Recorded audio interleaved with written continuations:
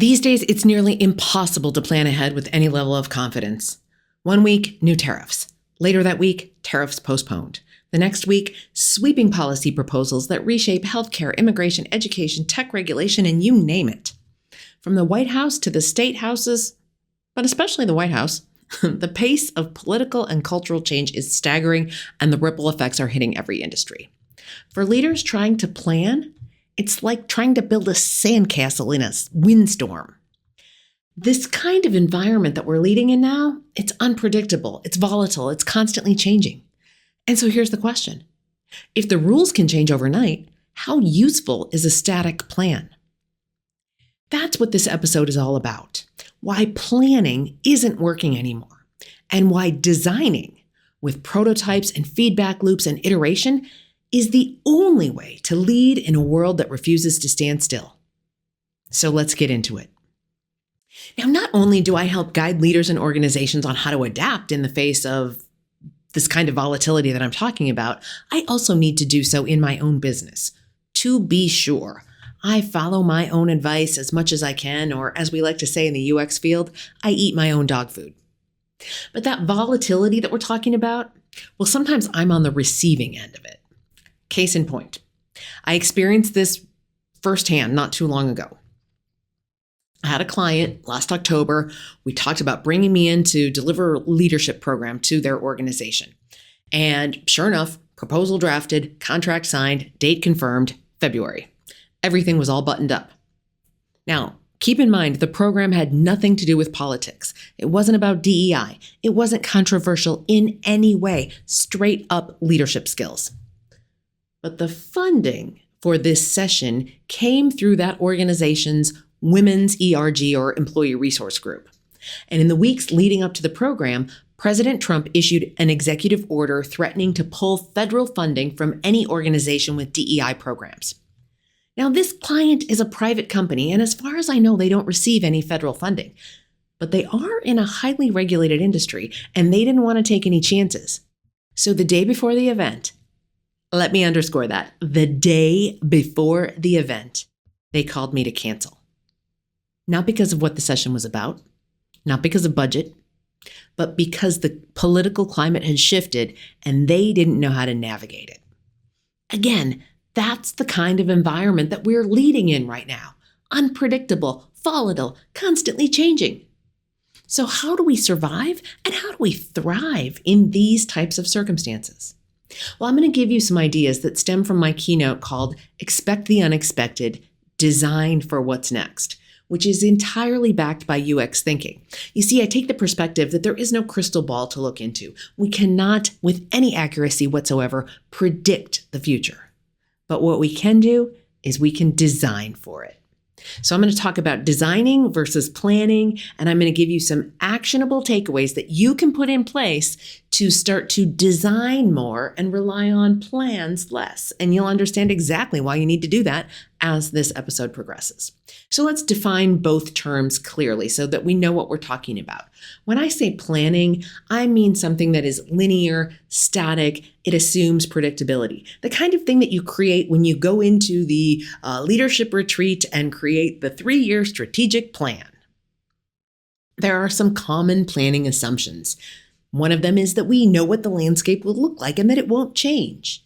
Another is that our stakeholders or our customer base will remain the same, and that resources and policies and the political environment that we live and work in will remain stable.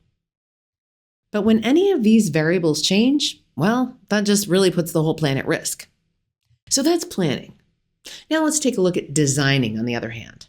Designing is adaptive, it's user-centered, and it's built for iteration. It doesn't intend to stay static. So design assumes that change is inevitable, and design builds in flexibility. The core mindset here goes something like this. Let's try something. Let's learn quickly. Let's evolve. Let's iterate. That didn't work. Let's fail forward. Let's fail fast. Let's try it again. So designing is also centered on users' needs, whether those users are your team members, your customers, other business partners, either inside your organization or outside your organization, and not just top-down directives. Design treats strategy as something to shape and reshape and mold and remold, not something that's locked in. So again, a strategic plan assumes that you know what's coming, but a design assumes that you don't. And in this world with rapid change and so much volatility, we cannot, with any level of accuracy whatsoever, assume that we know what's coming. Now, when we put a UX lens on this, what we see is that, designers, well, they prototype things and they test things before committing to them, before building them out for real. Planners, on the other hand, lock in direction too early and have rigidity about sticking with that direction. So design is not just for products. And again, if you've heard any of the episodes of the podcast these last couple of months, you know that I'm talking about UX thinking and UX tools to help us lead better, to help us lead the users who are following us, again, whether we're leading from the side or leading from the top of the org chart. And it also helps us evolve and shift in changing market conditions and in this volatile world that we're in right now. So to do this, though, it requires a shift from thinking in terms of plans to thinking in terms of design. It shifts you from rigidity to responsiveness, from knowing or thinking you know to noticing, from fixed outcomes to flexible frameworks. So it's designing a better path forward. And what does that look like in practice? Well, let's break it down. I want to break it down into 3 distinct steps because this is how design works. It's going to start with prototyping, then we're going to get some feedback on that prototyping, and then we're going to iterate. So 3 steps: prototype, feedback, iterating. And we're going to use that as a core design methodology for leading through uncertainty. All right, again, these are some of the concepts, not all of them, but some of the concepts that come from my keynote called Expect the Unexpected, Design for What's Next. And we're really going to highlight that design embraces uncertainty as a feature and not a bug. It is not something that is going to throw a monkey wrench into things. It is something that we're planning for. We're planning that there is going to be change down the road and that whatever we're creating is going to have to shift in response to that. So volatility, complexity, ambiguity, that is just baked into a design framework and a design thinking framework and a UX thinking framework.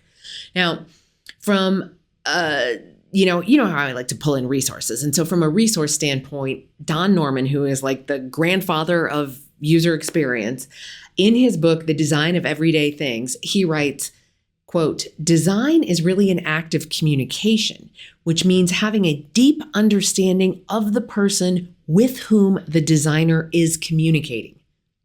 End quote. Now that would be your end user. Now your end user, again, could be your coworker. It could be your direct report if you're a manager or a leader. It could be your customer. It could be a vendor or some other business partner that you work with. And Norman's idea really supports the notion that designing, unlike planning, but designing is inherently human-centered. It's not about controlling the future. It's not even about knowing the future. It's about understanding and adapting to the needs of your users, the people that you're designing for. Again, your team members, your customers, your employee base, your business partners and other stakeholders. And it underscores the idea that leadership itself is a design challenge. Isn't that fun to reframe leadership as a design challenge, to think about who we're designing for and to create something that is a beautiful design for them to use and live into? Oh, you can tell it excites me. It gets me all jazzed. All right, so let's look at those 3 pillars of design and relate them back to leadership. So the first one is prototyping. So let's talk about prototyping for leadership. So when we think about prototyping, we're creating something that isn't fully functional yet. We want to see if the rough design holds its weight. So we want to create something partway and then road test it. So let's look at ideas, decisions, even policies. We can prototype them before really committing to them. So let me give you a few examples. Let's say that your organization is doing some form of return to office, which so many are these days. Instead of rolling that out as a surprise to your staff, what if instead You did a pilot study of it. You prototyped it, and you prototyped it for just a small group of employees, and you had them try it out. Again, you want to road test it before it's fully baked and cascaded out to the whole organization. So instead of launching a permanent hybrid policy, you might pilot it for 90 days with one department and then collect feedback from them to find out what worked, what didn't work, how was it communicated, did they appreciate how it was communicated, were there any flaws in how it was communicated, as well as, the logistics of how it was rolled out. Now, once you collect feedback on that, you can analyze that feedback, you can make adjustments, you could do another 90-day iteration to see if you change things for the better. So there's lots of different things you can do once you do that initial pilot test. So that would be one example of prototyping. And why it matters? It reduces resistance and it allows learning before there's a company-wide rollout of something. Now, it doesn't have to just be return to office. It could be any new policy or any new thing that you're thinking about implementing. Think about what's the minimum viable product or the MVP version of it that you could try and pilot test with one small group, collect their feedback, and then iterate. Okay, so another thing that you could do in terms of that sense of prototyping as a leader, you could come up with scenario-based strategy sessions. So instead of committing to one strategic plan, you might create 2 or 3 future scenarios that presume different market changes or challenges, different economic models happening in the world, different political things happening in the world, and you could prototype how your team or your customers would respond to each of those, identifying gaps and opportunities. You might even run those scenarios past some customers in a focus group type setting. Again, that's getting to the collecting the user feedback. Again, the more you can think about that prototyping, what's the minimum viable version of this that we can road test before we fully roll it out? It's going to save you time and money in the long run. It's going to build agility and it's going to prepare for multiple possible futures. That's right. I said multiple possible futures because we don't have a crystal ball that we can look into to say exactly what the future is. We need to prepare for multiple possibilities, multiple possible and different futures. A third thing that you could try in terms of prototyping is a day in the life walkthrough. And so this would be before implementing a new policy or whatever it is that you're planning on rolling out, probably inside the organization, although it could be customer facing. You would want to simulate how it would affect different types of customers, like say different market segments or different types of roles inside the organization. How does this affect the marketing department? How does this affect the PR department? How does this affect the software engineers? And so on. So you would literally road test it by asking some of those folks to walk through a day in the life of if this policy, let's say you were changing how people badge into the building. You would want to road test that with different pockets of the organization before rolling that out to everybody. So in doing so, you're going to get useful feedback from different roles or different customer segments, depending on if this is an internal or external thing. And what it's going to do is it's going to reveal unintended consequences of things that you maybe hadn't planned for or things that could go wrong, and then give you an opportunity to correct those and fix those before you roll something out on a much wider scale. It's also going to boost buy-in from the people who got to try it early, because anybody who got to try something early and offer some feedback, whether that's positive or negative feedback, the opportunities for improvement or what's working really well, those folks are going to have much more buy-in, even if they didn't like it. They're going to have much more buy-in when the thing rolls out to everybody. So overall, in leadership, prototyping means testing an idea before it becomes policy, before it goes out to your customers or your employees. It means inviting feedback early. It means making those adjustments quickly and on the fly and trying again, and treating change like a living experiment rather than a fixed decision. Okay, so that's your first step. Prototyping. Now that you've prototyped something, you're going to get some feedback. And in most of the examples I walked through just now about prototyping, there was feedback involved. But I want to treat feedback as its own discrete step because I don't want you to miss it. It's that important. So you want to use that user feedback as a strategic asset. So whether the users of whatever decision or tool or policy that you're rolling out, whether the users are your employees, your customers, or again, other business unit stakeholders, vendors, that sort of thing, they are users of your leadership. And when you employ feedback loops, That helps you adapt more quickly. So let me give you an example of what are some things that I mean when I say feedback loops, because there's dozens of different ways you could take that, but let me just give you a handful. The first one is a pulse survey.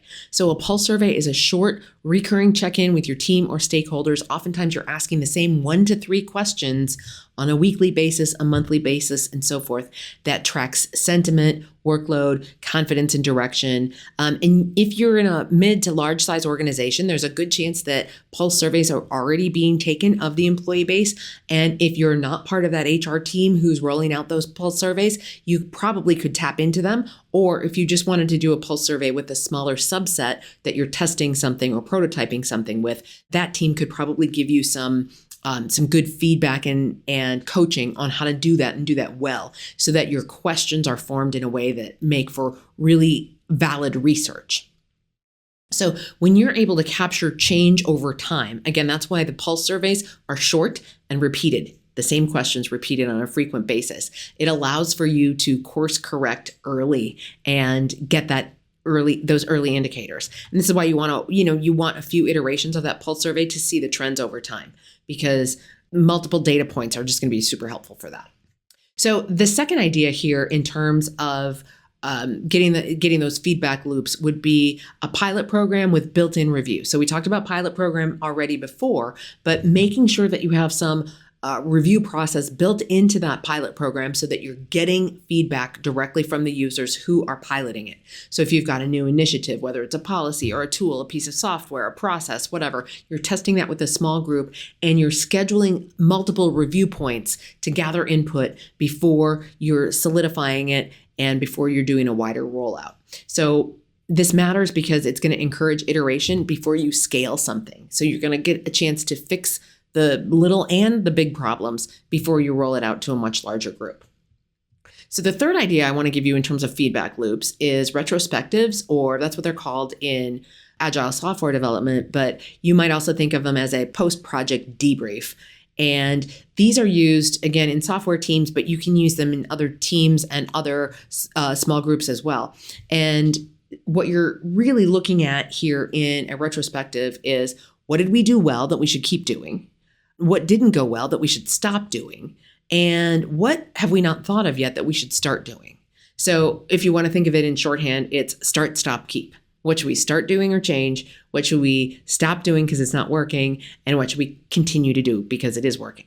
So what this methodology encourages is reflection, and it's a very structured and psychologically safe format because there's no, again, if it is conducted in a way that says, hey, we welcome the feedback, especially the critical feedback. Again, that's what's going to make it a psychologically safe environment where people can take a risk and say something that, and not worry about repercussions down the road. In fact, the more critical, the better, because they're going to increase the viability and the reliability of whatever it is you're making, so that when you do roll it out, it's going to be a better product, policy, or whatever as a result.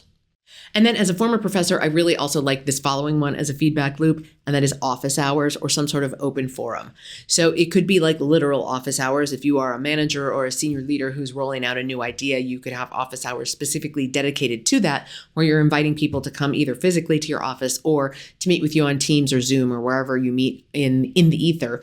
And you're going to create an opportunity for team members to give feedback directly to leaders and directly to you who is designing whatever it is you're designing.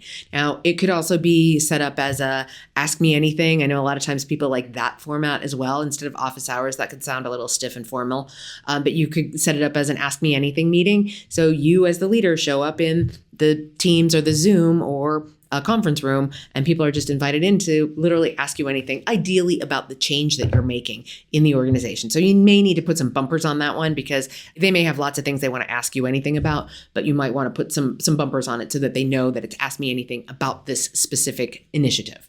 So again, this having that open forum, office hours, or ask me anything is going to reduce barriers to people giving you feedback, because they know it's invited, they know it is requested and wanted, and that their feedback is welcome. So overall, as you think about these feedback loops and the various ways to get input from your users, You want to think about listening, and leaders must design for listening. You want to listen to how things are landing and figure out the best ways to make, again, either small or large adjustments. So a feedback loop doesn't have to be formal. What matters is building in these ways to listen, to learn, to adapt, and to take action on what you have learned in these listening sessions so that your leadership design evolves with reality and doesn't push back against it. All right, so that is the feedback loop portion. And then let's talk quickly about iterative design over the final plans of rolling something out. So if you've already prototyped and you've already gotten some of those feedback loops in motion, you already know that you want to make some changes. So again, iterative design, the third step in this process, is going to have you basically rinse and repeat what you just did, probably on a fairly small scale. Oh, that one particular part didn't work. Let's try something else for that particular part and keep everything else the same. That way you're testing one variable at a time. When you start to change multiple variables at the same time, it gets confusing for your user. And when something improved, you're not necessarily sure which part of it improved. So as you're going through that iterative design process, it's much better to make small, fast design changes and then test them. Now, I want to put a ginormous caveat on this. If you are going to be using iterative design and changing things up quickly and then sending it out again, I want you to socialize the idea that you are taking an iterative design approach. Communicate, communicate, communicate. You don't want to be seen as somebody who is always changing your mind and always rolling out something new without checking with people. Instead, you want to be seen as a design-focused UX thinking leader who uses design and design principles to be understood and to be flexible and to be adaptable and to be responsive to how things are landing with people and being responsive to changing environments.